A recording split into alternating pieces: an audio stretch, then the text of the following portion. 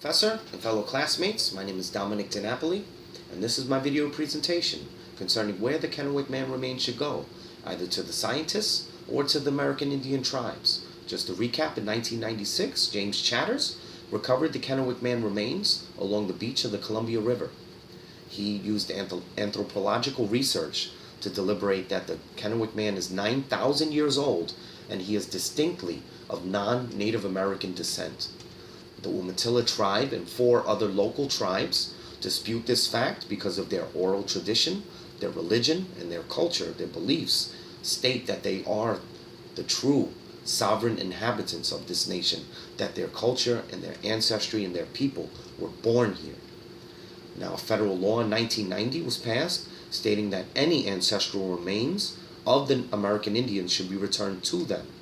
Now, science throughout the history of this country and throughout history itself has been influenced by religion, culture, bias, personal perspective, to deliberate fact from opinion, to conclude interpretations.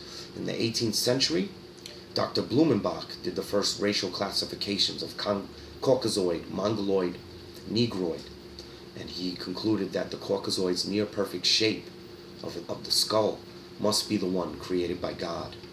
You know, in the 19th century, it didn't get any better in terms of equality in this country.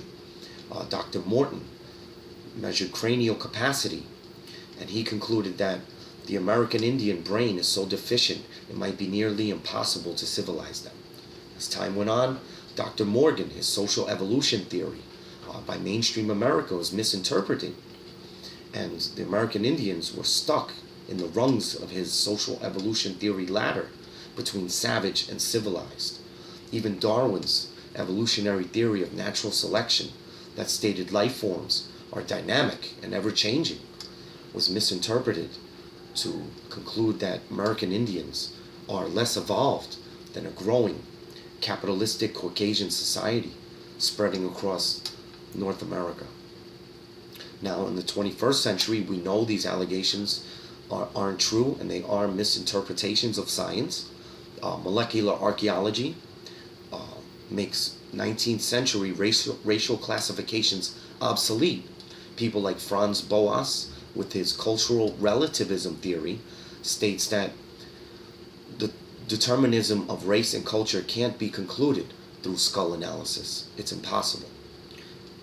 Other things like forensic anthropology, what James Chatters used to identify Kennewick man, his race, is invalid because forensic anthropology uses databases of modern skeletal variations to identify race and culture. Something that is 9,000 years old wouldn't be able to be identified with a modern culture or race. Now, in terms of the origin of the people of the Americas has been a debate as well.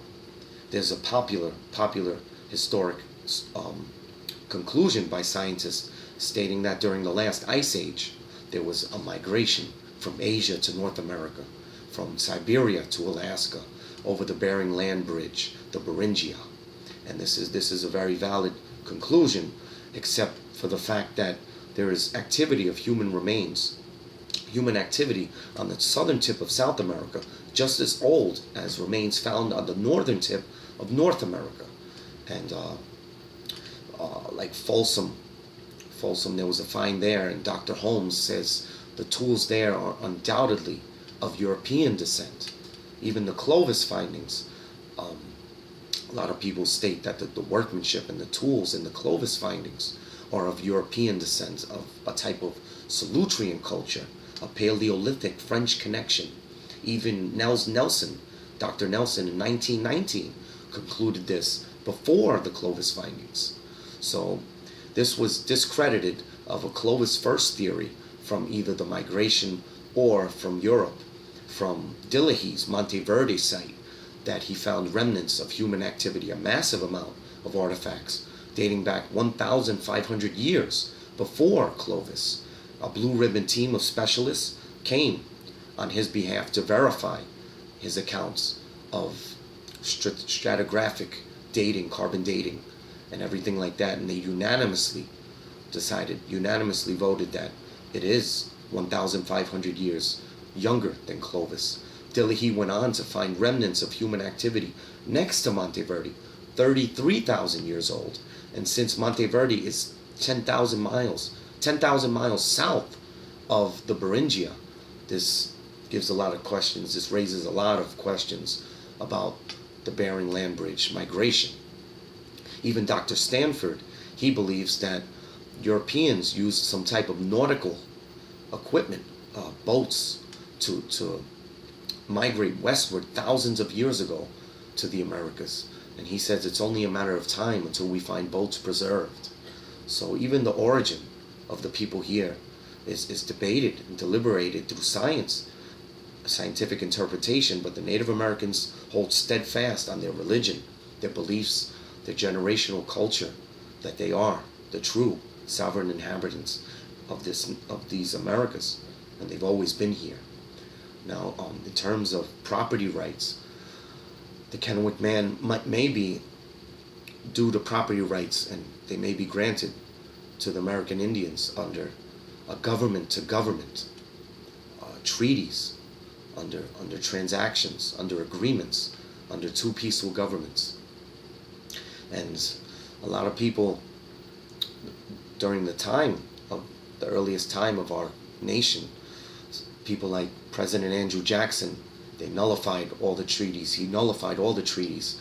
His manifest destiny of pushing westward, the infamous Trail of Tears, killing thousands of Cherokee, relocating them westward across the Mississippi, the infamous Sand Creek Wounded Knee massacres. Even in the 50s, President Eisenhower, with his termination movements, terminating all reservations, just really hurting the Menominee tribe, the Dawes Act, essentially dismantling reservations, giving individual allotment of land to individuals, which was refuted in the Merriam Report years later.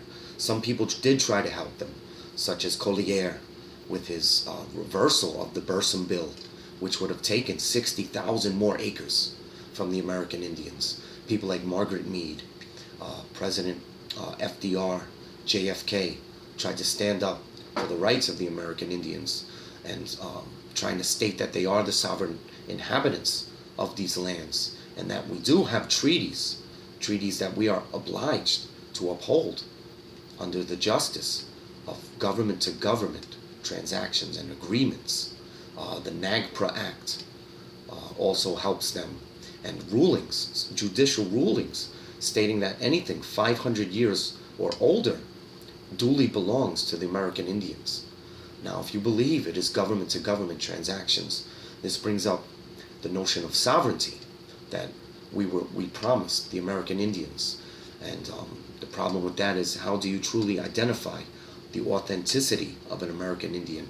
How do you identify an American Indian to grant him sovereign rights? Now, the federal government came up with a type of test that includes nature and nurture, a type of blood quantum included with the acknowledgement of your authenticity from a recognized Native American tribe within America.